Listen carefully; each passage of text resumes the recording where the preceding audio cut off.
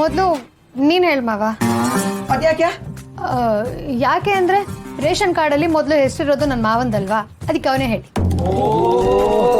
Hello madam. ಹಾ, ಆದ್ರೆ ಆಧಾರ್ ಕಾರ್ಡ್ನಾಗೆ ನಿನ್ನ ಹೆಸರು ಮೊದಲಿರೋದು. ಹೇಳು ಹೇಳು. ಸರಿ, ನಾನೇನೋ ಕೇಳ್ತೀನಿ, ಇಲ್ಲ ಅಂತ ಹೇಳ್ಬಾರ್ದು. ಕೇಳ್ಬಾರು. ಹಾ, ಅದು ನಮ್ಮ ರತ್ನ ಈಗ ತಾನೇ ಮದುವೆ ಮಾಡ್ಕೊಂಡು ಇನ್ನೊಂದು ಮನೆಗೆ ಹೋಗಿದ್ದಾಳಲ್ಲ, ಪಾಪ ಅಲ್ಲಿ ಅವಳಿಗೆ ಅಡ್ಜಸ್ಟ್ ಆಗ್ತಿದ್ಯಾ ಇಲ್ವಾ, ಏನು ಕಷ್ಟ ಆಗ್ತಿದ್ಯೋ ಏನೋ ಗೊತ್ತಾಗ್ತಿಲ್ವಲ್ಲ. ಅವಳ ಜೊತೆ ಯಾರಾದರೂ ಇದ್ರೆ ಅವಳಿಗೆ ಸ್ವಲ್ಪ ಹೆಲ್ಪ್ ಆಗುತ್ತೇನೋ ಅಂತ ಅನಿಸ್ತು. ನಾವು ನೆನ್ನೆ ರಾತ್ರಿ ಬೇರೆ ಇದಕ್ಕೆದಂಗೆ ಹೊರಟು ಬಂದ್ಬಿಟ್ವಿ.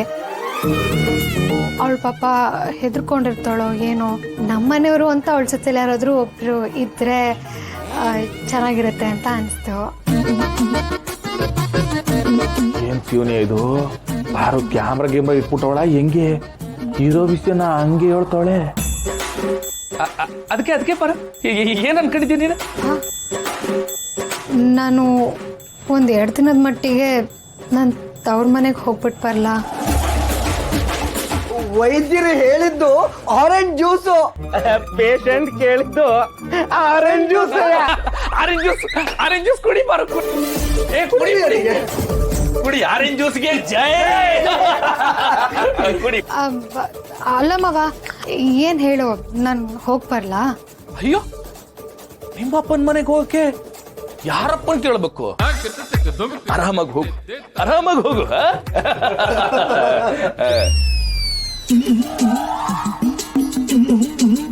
ಏನ್ ಮಾವ ಇದು?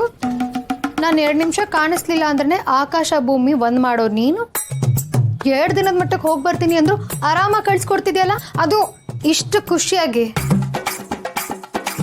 ಯಾಕೋ ನಿನ್ ಮೇಲೆ ಡೌಟ್ ಬರ್ತಿದ್ಯಲ್ಲ ನಂಗೆ. ಹೆಂಡ್ತಿರ್ತವ್ರ ಮನೆಗೆ ಹೋದ ತಕ್ಷಣ ನಾವು ಏನ್ ಬೇಕಿದ್ರು ಮಾಡ್ಬೋದು ಅನ್ನೋ ಗಂಡಸ್ರ ಸಾಲಿಗೆ ಏನಾದ್ರು ಜಾಯಿನ್ ಆಗಿದ್ಯಾ? ಯಪ್ಪ, ಇಲ್ಲ ಬರೋ ಇಲ್ಲ. ಏನ್ ಬರೋ ನೀನು? ನಿನ್ ಖುಷಿನೇ ನನ್ ಖುಷಿ ಅಂತ ನೀನ್ ಕಳ್ಸ್ಕೊಡ್ತಿದ್ರೆ ನನ್ನಲ್ಲಿ.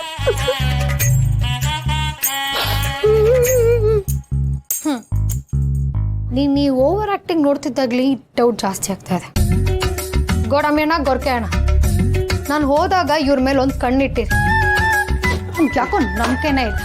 ಕಣ್ಣಿನಲ್ಲಿ ಕಣ್ಣನ್ನಿಟ್ಟು ನೋಡ್ತಾ ಇರ್ತೀವಿ, ನೋಡ್ಕೊತೀವಿ. ಕುಡಿ ಕೈ. ನೋಡ್ಕೊಳ್ಳಿ. ಅಯ್ಯೋ, ನಿಮ್ಮ ಮಗ ಏನ್ ಅನ್ಕೋತಾನ ಏನೋ ಅಂತ ಉಸು ಪೀಕ್ ಹಿಡ್ದಿತ್ತು ಹೇಳ್ಬೇಕಲ್ಲ, ಅದಕ್ಕೆ ಲೇಟ್ ಆಗೋತು. ಒಪ್ಕೊಂಡ? ಎಲ್ಲ ವ್ಯವಸ್ಥೆ ಆಗಿದೆ. ನಾನು ನೀವು ನಮ್ಮ ಅಪ್ಪನ ಮನೆಗೆ ಹೋಗ್ಬೇಕು ಅಷ್ಟೇ. ಅತ್ತೆಗಿನ್ನೂ ಹೇಳಿಲ್ಲ ಅಲ್ವಾ? ಮಮ್ಮಿ ಒಂದು ಕೆಲಸ ಮಾಡಿ, ನನ್ನ ಬಿಟ್ಟು ಬರ್ತೀನಿ ಅಂತ ಅಷ್ಟೇ ಹೇಳ್ಬೇಕು, ಬೇರೇನೂ ಹೇಳ್ಬೇಡಿ.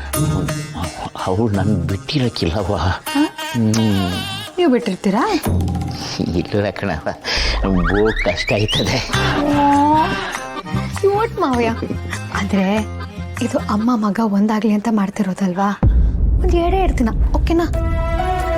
ನಾನು ನನ್ನ ಗಂಡನ್ ಬಿಟ್ಟು ಬರ್ತಿಲ್ವಾ? ಸರಿ, ನೀನು ಹೇಳ್ತಿದ್ದೀಯ ಅಂತ ನಾನು ಕೇಳ್ತೀನಿ. ಹೊಸ ಇರು, ನಾನು ಕರಿತೀನಿ. ಶಾರು, ಓ ಬಂದೆ. ಬಾ ಶಾರು. ರತ್ನ ನೋಡಕ್ಕೆ ಅವಳು ತವ್ರ ಮನೆಗೆ ಹೋಗ್ತಾಳೆ, ಅವಳನ್ನ ಬಿಟ್ಬಿಟ್ಟು ಬರ್ತೀನಿ. ಹೌದೇನವ? ಹ್ಞೂ ಅತ್ತೆ. ಪಾಪ ನಮ್ಮ ರತ್ನ ಈ ಮನೇಲಿ ಇದ್ದವಳು ಇನ್ನೊಂದು ಮನೆಗೆ ಹೋಗಿದ್ದಾಳಲ್ಲ, ಅಲ್ಲಿ ಅವಳಿಗೆಲ್ಲ ಕಂಫರ್ಟ್ ಆಗಿರ್ಬೇಕು, ಅಡ್ಜಸ್ಟ್ ಆಗಬೇಕು. ಅದಕ್ಕೆ ಅವಳ ಜೊತೆ ಯಾರಾದರೂ ಗೊತ್ತಿರೋರು ಇದ್ರೆ ಅವಳಿಗೆ ಸ್ವಲ್ಪ ಈಸಿ ಆಗುತ್ತೆ ಅಂತ ಹೋಗ್ಬರೋಣ ಅಂದ್ಕೊಂಡೆ.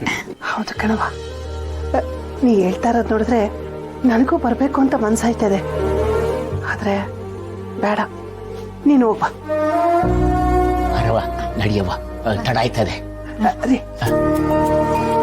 ಬಾಲನ ಬಿಟ್ಟು ನೀವು ಬೇಗ ಬಂದ್ಬಿಡಿ.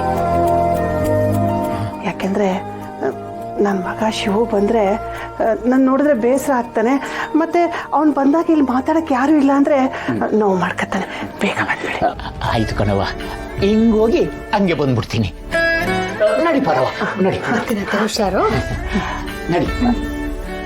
ಮಕ್ಕಳವ, ಇವ್ರು ನೋಡಿದ್ರೆ ಹೋದ್ರು, ಅವನು ಬಂದ್ಬಿಟ್ರೆ ಈ ಮನೆಯಿಂದ ಶವಯಾತ್ರೆ ಆಗುತ್ತೆ. ಎಚ್ಚರಿಕೆ. ಎಳೆ ಮೇಲೆ ಎದ್ದೇಳು.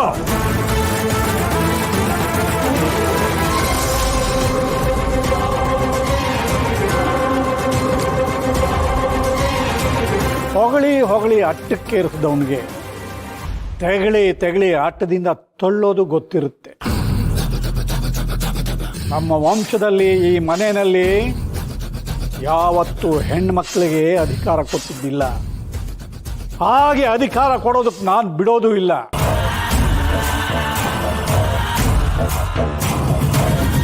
ಎಲ್ಲಿ ಬಾಯ್ಲಿ ಕೊಡೋ ಮನೆ ಬೀಗದ ಕೈ. ನನ್ನ ಸೊಸೆ ಯಾವ ತಪ್ಪನ್ನು ಮಾಡಲ್ಲ ಅನ್ನೋ ನಂಬಿಕೆ ನನಗೆ. ಇವತ್ತು ಎಲ್ಲರ ಸಮ್ಮುಖದಲ್ಲಿ ಈ ಮನೆ ಜವಾಬ್ದಾರಿನ ನಿನಗೆ ಕೊಡ್ತಾ ಇದ್ದೆ. ಕೊಡೆ.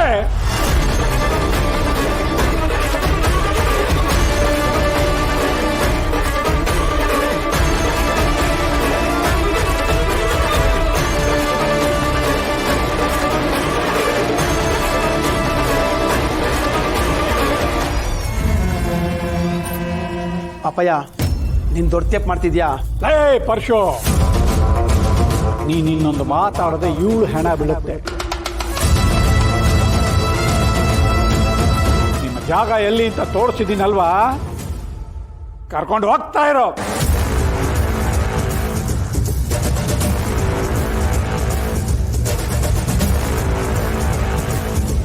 ಹೆದರಿಕೋಬೇಡ ರತ್ನ, ನಿಂಗೆ ನಾನಿವನೇ, ಏನೂ ಆಗಿಲ್ಲ.